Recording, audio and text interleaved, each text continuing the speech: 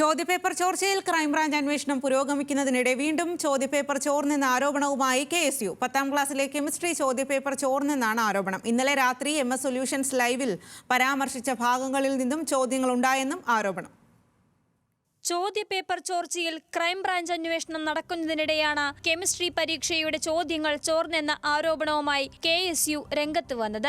ചൊവ്വാഴ്ച രാത്രി MS solutions നടത്തിയ ലൈവിൽ പരാമർശിച്ച ഭാഗങ്ങളിൽ നിന്നും ചോദ്യങ്ങളുണ്ടായിരുന്നു. 40 മാർക്കിന്റെ പരീക്ഷയിൽ 32 മാർക്കും MS സൊല്യൂഷൻ പ്രവചിച്ചിരുന്നു.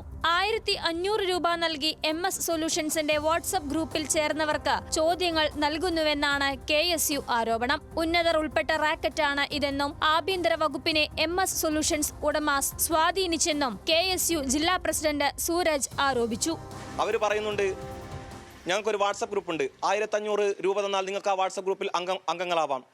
ഇങ്ങനെ ഏകദേശം 1 ലക്ഷം കുട്ടികൾ അംഗങ്ങളായാൽ ആ വാട്സപ്പ് ഗ്രൂപ്പ് 1.5 കോടിയോളം രൂപയാണ് ഇവർക്ക് കിട്ടുന്നത്. ഇത് വലിയ സാമ്പത്തിക തട്ടിപ്പും ഇതിന്റെ ഭാഗമായി നടക്കുന്നുണ്ട്.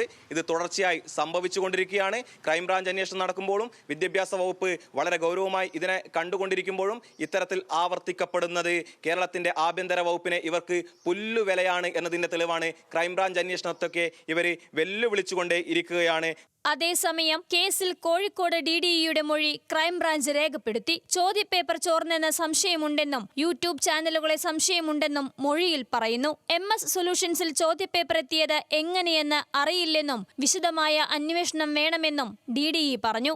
സംഭവത്തിൽ അന്വേഷണ സംഘം ഉടൻ കൊടുവള്ളി AEOയുടെ മൊഴിയെടുക്കും. പ്രാഥമിക അന്വേഷണത്തിന് ശേഷമായിരിക്കും കേസിൽ FIR രേഖപ്പെടുത്തുക. ന്യൂസ് മലയാളം, കോഴിക്കോട്.